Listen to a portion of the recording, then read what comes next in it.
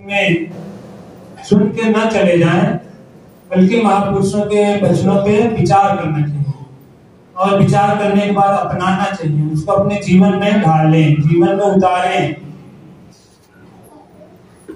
हालांकि जीवन में उतारना बड़ा कठिन है, लेकिन फायदा इसी में है, लाभ इसी में है।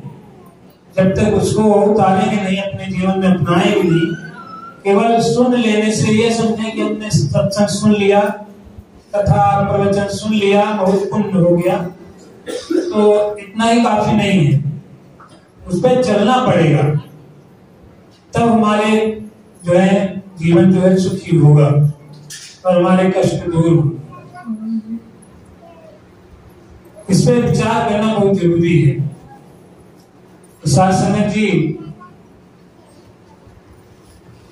हम सब यहाँ पर इकट्ठे होते हैं, भगवान की चर्चा करते हैं, भगवान के जानने के लिए और भगवान के क्या क्या करते हैं,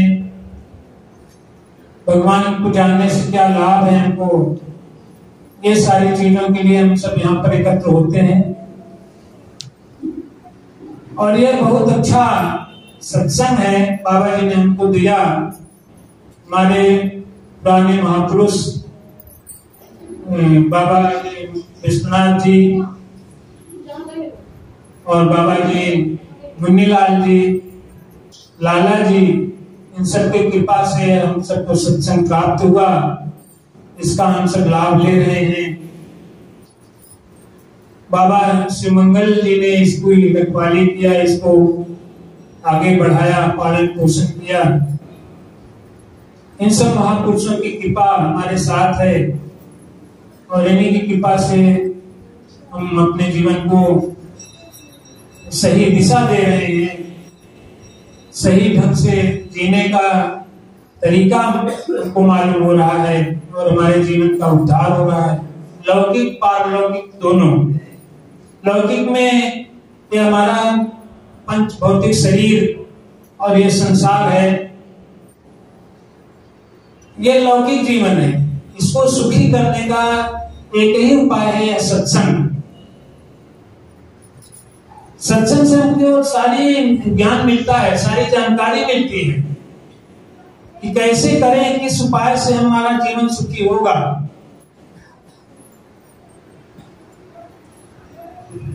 तमाम प्रकार के कष्ट हम सबको मिलते हैं, शारीरिक, मानसिक और दैविक। तो उनसे हम कैसे बचें, कैसे हम हमारा जीवन सुखी हो, ये सारे तरीका यहाँ से मिलते हैं।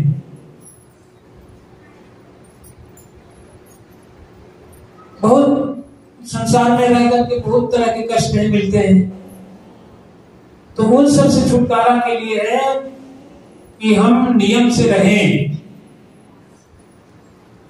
हमारा खाना पीना, कैसा खाना खाएं, कब खाएं, खाने में क्या क्या होना चाहिए, पानी सबसे जरूरी चीज है जीने के लिए।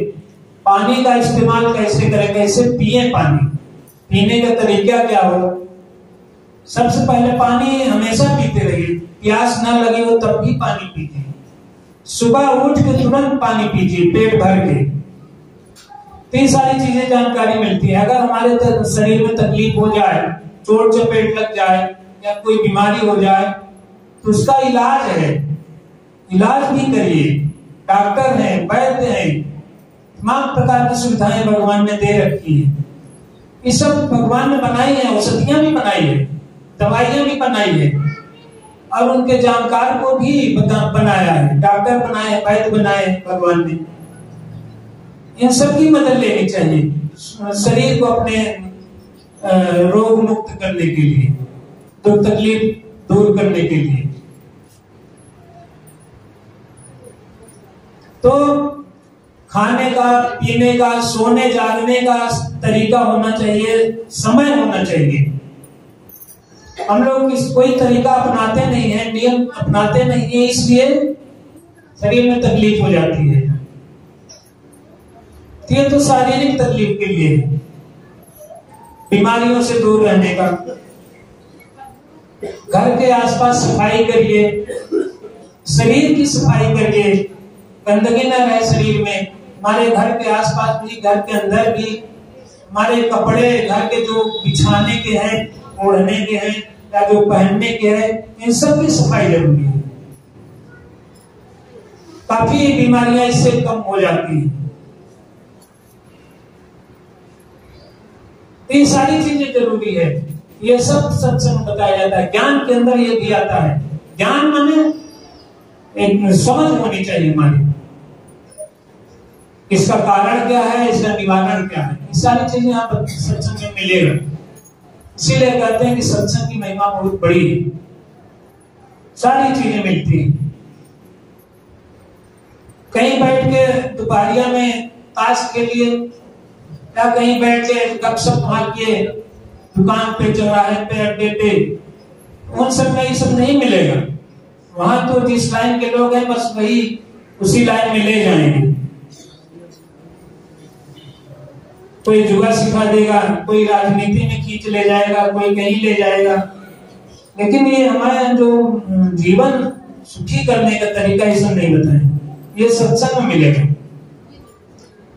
तो ये लौकिक जीवन को सुखी करता है और इसके बाद पारलौकिक जीवन को भी सुखी करता है। पारलौकिक जो हमको दिखाई नहीं पड़ रहा है, समझ में नहीं पाते हैं, भविष्य समझ लीजिए। भविष्य मैं भविष्य में क्या होने वाला है, या कहिए आत्मिक, कहिए आत्मिक, हमारा मानसिक उन्नति, ये पारलौकिक होता है। ऐसा नहीं है कि पारलौकिक कोई लोक है, नहीं। लौकिक पारलौकिक, ये लोक परलोक, यही है। एक जो हमें स्थूल शरीर, स्थूल संसार दिख रहा है, ये लौकिक है। और पारलौकिक जो हमारी आंखों से नहीं दिख रहा है, हमें बुद्धि से पकड़ना पड़ता है, ज्ञान से समझ में आता है, तो वो पारलौकिक है। उसके लिए भी सत्संग बहुत जरूरी है। वो तो बिना सत्संग के मिलेगा ही नहीं। लौकिक जीवन तो सही है, सत्संग से ही सुधरता है, लेकिन पारलौकिक जीवन भी सत्संग, उसके लिए और कोई उपाय ही नहीं, दूसरा सत्संग ही उपाय। सत्संग से हमारे मन की जो है, आत्मा की कंट्रोल करते हैं, हम स्थिर करते हैं, इस भगवान में लगाते हैं, अपने स्वरूप में लगाते हैं। और उसके लिए मन की भी सफाई जरूरी है। जैसे हमारे भाई साहब कैशियर साहब कभी कहते हैं ना कि तुमने आंगन में ही बाड़ा, कैसे आएंगे भगवान।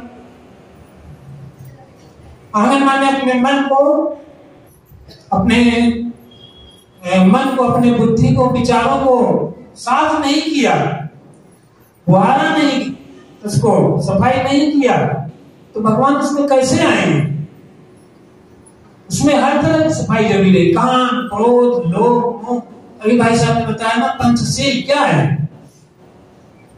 तो वो अपनाना पड़ेगा। उससे जो है ये मन रूपी आंगन का, हृदय रूपी आंगन जो है सफाई होती है। तो जैसे बाहर की सफाई जरूरी है, उससे अंदर की सफाई उससे भी ज्यादा जरूरी है। अगर मन हमारा साफ रहेगा ना, मन निर्मल रहेगा, तो हमारा लौकिक जीवन भी सुखी रहेगा, निर्मल रहेगा।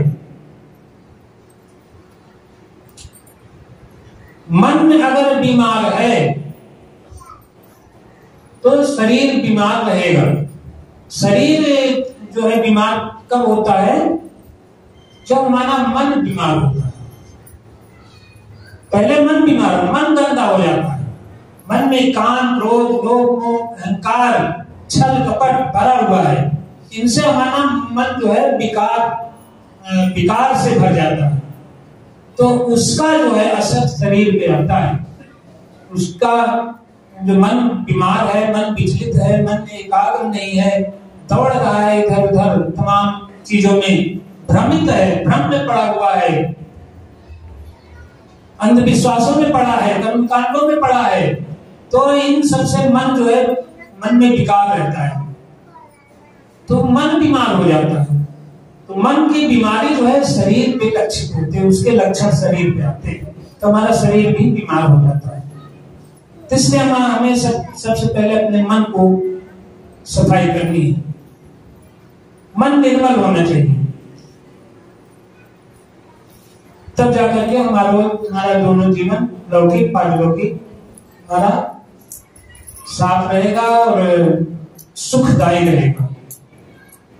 तब हम लौकिक पारलौकिक कष्टों से दूर हो पाते हैं, छुटकारा मिल जाता है। और बाबा जी भी उपाय बताएंगे आपको, बाबा जी के भी आदर्शों को सुने। महापुरुषों विचार आया है, जिस तरह कोयल और कौवा का रंग एक ही होता है, मगर कोयल की आवाज गुरमुख की तरह बहुत मीठी और प्यारी होती है और मनमुख कौवों की तरह कांव कांव करते रहते हैं और उनके वचन फीके और बेवचने लगते हैं। जिस तरह बगुले और हंस का मुकाबला नहीं हो सकता, हंस हीरा मोती चुगता है और बगुला जो है इधर उधर जो है की तरह अवगुण में पड़ा रहता है। वही चीज बाबा जी भी समझा रहे हैं उदाहरण दे करके। देखिए हमारा आचरण कैसा होना चाहिए। कौवा और कोयल एक ही रंग के होते हैं, साधारण रूप से देखने में कोई अंतर नहीं दिखेगा, लेकिन जब उसकी बोली सुनते हैं तो समझ में आ जाता है कि कोयल है कि कौवा है। कोयल कितनी मीठी बोली बोलती है, उसका सुनना थोड़ा अच्छा लगता है, कोयल की बोली। और बच्चे लोग तो उसकी आवाज मिला कर बोलते हैं, और कोयल बोलती है तो बच्चे भी कूक कूक करते हैं, और उसके साथ कोयल और बोलती है। तो कोयल माने अच्छी बोली है उसकी, लोग इज्जत करते हैं। लेकिन कौवा बोलेगा तो टा टा टा टा, और सुनने में भी अच्छा नहीं लगता, लोग उसको उड़ा देते हैं, बोलने लगता है, भगा देते हैं। और उसका ये आचरण भी क्या है, गंदगी खाता है और गंदगी फैलाता है। ये आचरण में फर्क है, बोली में भी फर्क। तो हमारे बाबा जी कहते हैं कोयल की तरह आचरण करो। कोयल कहाँ होंगे, कहाँ बनेंगे? हमको शरीर नहीं बदलना है, केवल आचरण हमारा दुरुस्त करना है। बोली अपना प्रेम की बोली बोलिए, व्यवहार अच्छा कीजिए, सबके साथ प्रेम के साथ रहिए, ये बता रहे हैं। ये चीज सत्संग में मिलती है। और दूसरा उदाहरण बता रहे हैं हंस और कौवे को, उसका बगुले का। बगुला और हंस दोनों एक कलर के होते हैं, सफेद होते हैं, लेकिन उसी तालाब में, उसी मानसरोवर में हंस भी रहता है जो कि कीड़ा मकोड़ा नहीं खाता। कहते हैं वो मोती चुगता है। मानसरोवर में मोती होते हैं, समुद्र में भी मोती होते हैं, तो उनको खाता है, उनको चुगता है। वहां से लोग मोती इकट्ठा करके छान करके ले आते हैं, माला भी बनाते हैं, मोतियों की माला, मड़ियों की। और हंस में ये गुण होता है कि दूध दे दीजिए उसको तो ऐसा वर्णन मिलता है कि वो दूध में का पानी अलग कर देगा और दूध अलग कर देगा। ये विवेक का एक वो है नमूना कि विवेक होना चाहिए हमारे अंदर हंस जैसा। वो विवेक कहाँ मिलेगा? यहाँ सत्संग में मिलेगा। विवेक माने अच्छे बुरे की पहचान, असली नकली की पहचान, सही गलत की पहचान, ये यही सत्संग में मिलता है। बिना सत्संग विवेक ना होई, काम के पाबिन सुलभ न सोई। और कहते हैं यहाँ स्नान करने से सत्संग में तुरंत उसका फल मिलता है। मज्जन फल देखिए तत्काला, काग हो पिक पको मराला। आप तमाम उदाहरण देख सकते हैं सत्संग में कितने लोग किस हालत में आए, कैसे कैसे उनकी आदतें थी और अब उनकी आदतें कैसे हो गई, बहुत सुधार हो गया, आचरण में फर्क पड़ा। ये कृपा सत्संग से। सत्संग से होता है। और उसी तालाब में बगुला रहता है। बगुला क्या करता है, वो तो बड़े ध्यान से लगा रहेगा, खड़ा रहेगा, जरा भी हिले डुले नहीं। बगुला भगत उसको बोलती है, बगुला भगत, बगुले की तरह भगत हो कि जरा भी एकदम शांत ध्यान लगा के बैठा रहेगा, खड़ा रहेगा, जहां मछली देखा, कीड़ा कोई देखा, झट से पकड़ लेगा, वही खाएगा, कीड़े मकोड़े पकड़ के खाएगा। ऐसा सीधा खड़ा रहेगा कि पता नहीं चलेगा मछली और कीड़ों को कि यहाँ कोई है, और जब दिखाई पड़ेगा तुरंत करके खा लेगा। ये बगुले का काम, छल इतना भरा हुआ उसके। तो यहाँ सत्संग में ये चीज बदल जाता है, हमारा आचरण बदल जाता है। जो हमारे मन में कपट भरा है, छल भरा है, वो दूर हो जाता है, निकल जाता है, और उसमें विवेक हो जाता है, और आचरण हमारा मन जो है शुद्ध हो जाता है। यही बाबा, ये तो इस तरह हमको करना चाहिए, सीखना चाहिए, खाली सुन के नहीं। जिस तरह की खोटे पैसे टकसाल के अंदर नहीं रखे जाते, यानी कंडम कर दिए जाते हैं, इसी तरह मनमुख लोग निराकारियों के दरबार के अंदर उनकी कीमत खोटे सिक्कों के बराबर होती है। जैसे सिक्कों को फिर बनाना पड़ता है, इसी तरह मनमुख लोगों को फिर 84 के चक्कर में जाना पड़ता है और हथौड़ों से यानी यमराज की मार खानी। खोटे सिक्के जैसे कटी पटी नोट है, या सिक्का जो है नकली सिक्का हो, टूटा फूटा हो, तो उसको कोई लेता नहीं, कहता ही नहीं चलेगा। तो उसको क्या करते हैं, खोटे सिक्के फिर से जाते हैं जहाँ सिक्का बनता है, इकट्ठा करके वहां जाएगा, तो फिर से गलाया जाएगा, थोड़ी से पीटा जाएगा, फिर से बनाया जाएगा, तब जाके चलेगा। तो वही कह रहे हैं, फिर अगर हम खोटे सिक्कों की तरह रहेंगे, हमारे अंदर दुर्गुण रहेगा, पीटे जाएंगे, यानी कष्ट सहना पड़ेगा।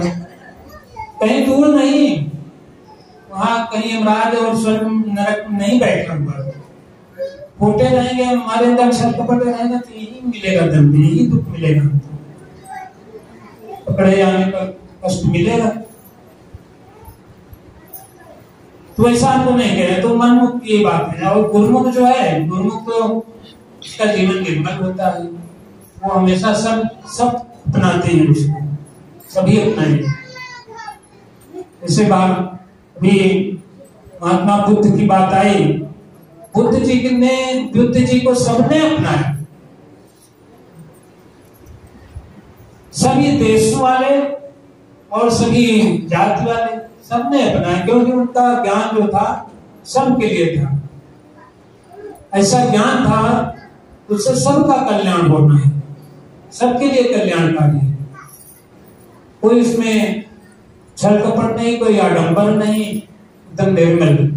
उसी तरह का हमारे बाबा जी का ज्ञान, सदगुरु बाबा मेहताब जी ने हमको ऐसा ज्ञान दिया है, इसमें कोई दिखावा नहीं, कोई लालच नहीं, कोई नकलीपन नहीं, एकदम निर्मल ज्ञान है। सब कुछ सही सही खोल के दिखाई दिया जाता है, बता दिया जाता है कि ये चीजें हैं, कोई चीज छिपाया नहीं जाता, ना तो इसको मोल किया जाता है, ना इसको बेचा जाता है। ऐसा हमारा बाबा जी का ज्ञान निर्मल है, सबके लिए, और सभी ने अपनाया भी है। यही ज्ञान है जो कि माता सुदीक्षा फैला रही, काफी बड़े पैमाने पे। उनके पहले बाबा हरदेव सिंह जी थे, गुरबचन सिंह जी थे, विदेशों में फैला, सभी धर्मों के लोगों ने अपना, यही ज्ञान है बाबा जी मेहताब जी का। तो सब ने अपना, हर जात के, हर धर्म के, हर देश के लोग अपना रहे हैं। कुछ ऐसे भी विचार है, ऐसे भी धर्म है जो कि केवल कुछ लोगों तक सीमित है। ये ज्ञान बहुत निर्मल है साध संगत जी। इसको लेने के बाद हम गुरुमुख कहे जाते हैं। भाई हम गुरु के हो गए, और गुरु की जो आज्ञा होगी, गुरु के जो विचार होंगे, उसी के अनुसार हम काम करेंगे। गुरु अपने मन मर्जी नहीं करेंगे, मन मर्जी करेंगे तो मनमुख हो गए। तो हमको गुरुमुख बनना है। गुरुमुख बन जाते हैं ज्ञान लेने के बाद, तो हम गुरु के मन से चलने लगते हैं, क्योंकि हम प्रतिज्ञा कर लेते हैं कि ये हमारा तन मन धन सब भगवान का है, निराकार का है। तो हमारा ना हमारा मन रह गया, ना हमारा तन रह गया, ना हमारा धन दौलत रह गया। पहले भी नहीं था, हमारा कुछ नहीं। भाई हम कुछ लेके आए थे क्या? जमीन जायदाद धन दौलत कुछ लेके आए थे क्या? न तो हमारी मर्जी से हमको ये शरीर मिला। हम अपने मन की आंख नहीं बना सकते, हम अपने मन की नाक नहीं बना सकते, हम अपने मन का हाथ नहीं बना सकते। ये सब भगवान का दिया हुआ है, निराकार का दिया हुआ है। और आज भी इसी का है, हमारा कुछ नहीं है। लेकिन हम जबरदस्ती अपना मान बैठे हैं और अपने हिसाब से चलना चाहते हैं, अपने हिसाब से इन सबको इंद्रियों को चलाना चाहते हैं, इसीलिए दुखी रहते हैं। सब भगवान के हैं, भगवान को ही सौंप दें। इन्हीं की आज्ञा में, इनकी आज्ञा में रहना क्या है? जैसा ये कहते हैं वैसे ही आचरण करिए। ज्ञान बता देते हैं कैसे ऐसे हमको रहना है, सत्संग बता देते हैं कैसे ऐसे हमको करना है, वैसे करिए। यही जो है गुरुमुखी है, गुरु की आज्ञा के अनुसार चले। तो इनका सब है, इसी के हिसाब से हमको अपने मन को दौड़ाना है, अपने मन से विचार करना है और शरीर को उन्हीं के लिए समर्पित करना है। हमारा धन दौलत इसकी हिफाजत के लिए भगवान ने दिया, बस उतना ही करें। बाकी भगवान का है, चला जाए तो कोई बात नहीं, और मिल जाए तब भी कोई बात नहीं, कोई बड़ी खुशी नहीं। न गम न खुशी, सम रहें। तो शासन जी ऐसा हमारा ज्ञान है, हमारे बाबा जी सतगुरु मेहताब सिंह जी ने दिया, उसी को हम सबको फैलाना है। और उसी कड़ी में